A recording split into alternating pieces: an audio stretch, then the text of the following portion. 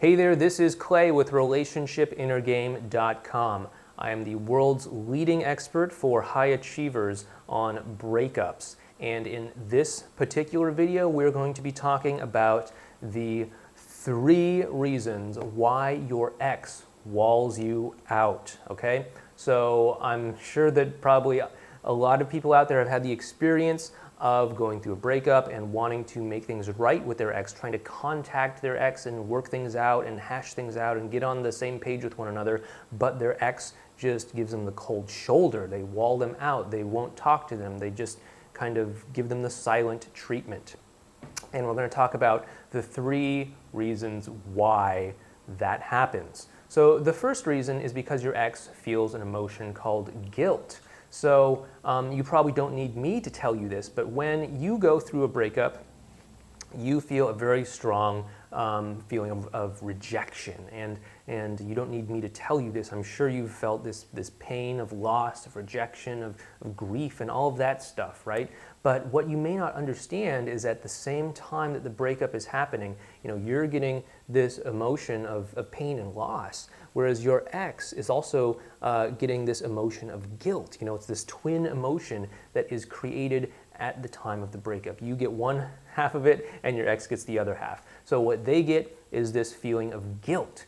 Guilt that they are hurting you, guilt that they are causing you pain, guilt that they are somehow giving up on something, right? And this can be something that a lot of people overlook because, your ex, they want to be a good person.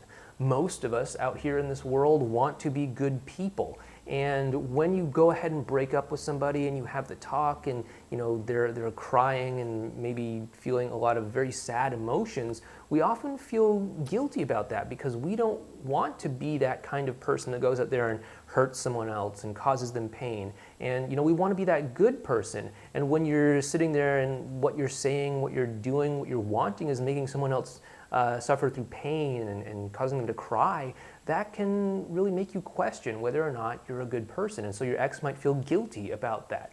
And it's because of this guilt that they may wall you out, okay?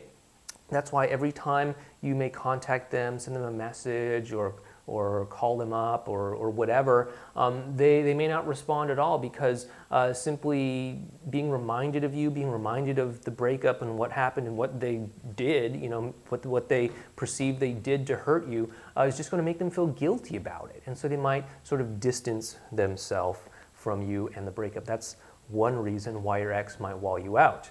And the second reason why your ex might wall you out is because of consistency, right? So your ex has come to this conclusion from one way or another that they should break up with you, and they've gone ahead and rationalized it in their own mind, and they've said, okay, it's for the best if we break up, and I'm going to sit down and have the talk with you, and we're going to break up, and then they do. The two of you do break up. And you have to understand that in order for your ex to come to that conclusion, it usually requires some thought and some serious soul searching on their part in most cases. And after that, your ex is going to want to be consistent with that choice. They're going to want to be consistent with their past actions and what they've said, right? They'd feel silly if they gave all this thought and consideration to breaking up with you and then broke up with you, and then overnight they got back together with you. They would feel a little bit silly, a little bit foolish, a little bit embarrassed by that, frankly. And so oftentimes they may wall you out in order to be consistent with what they've done in the past, in order to be consistent with all of that thinking and all of that consideration and all of the actions and words that they've had with you about the breakup in the past. And again, this does kind of tie into the whole guilt thing, but also they want to be consistent over the long run. They don't want to feel like they're sort of waffling, flip-flopping back and forth, doing the whole yay, we're broken up this week, but next week we'll be back together, and the week after that we'll be broken up again. Nobody wants to have that kind of relationship. And so they might wall you out for a period of time in order to really, for their own sake, feel consistent in their actions. Because, again, we all want to feel like we're consistent. We all want to feel like we're good people and stuff like that. So they might wall you out initially due to consistency. And the third reason why your ex might wall you out after a breakup is because of reactance, okay?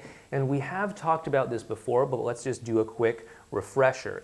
So reactance is a word that a lot of people may not have know the definition of, but I'm pretty sure most of you have experienced this feeling of reactance, right? So it's that same feeling you get when there's a knock on the door. Somebody rings your doorbell, right? And you get up and put down whatever you're doing, and you go and open the door, and suddenly there it is, a door-to-door salesman trying to sell you a brand new vacuum cleaner.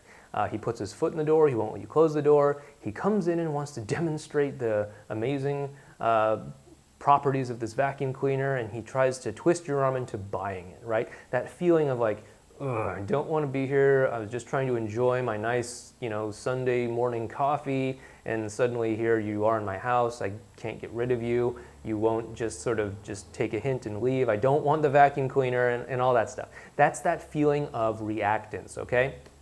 And it's basically that feeling when you feel like you're being forced or coerced to do something against your will.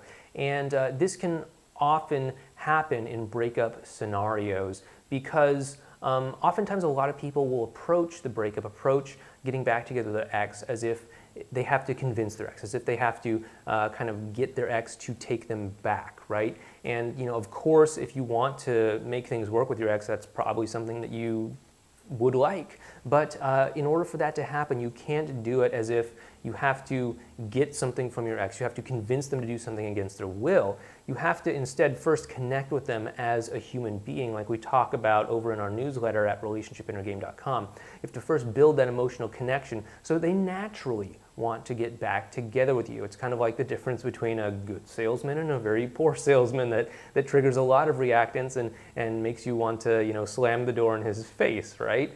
So I want you to be the good salesman who really helps hook people up with products that they need and products that they actually want versus the salesman who's just trying to sell something to everybody that moves, right?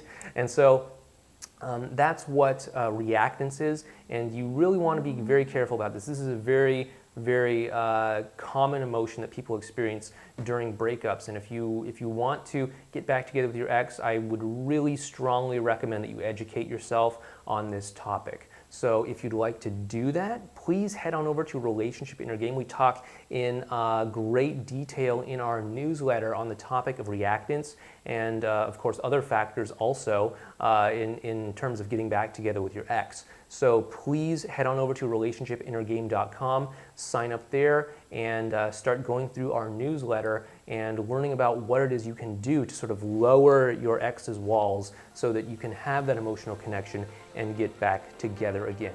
Thanks a lot. This has been Clay with Relationship Inner Game.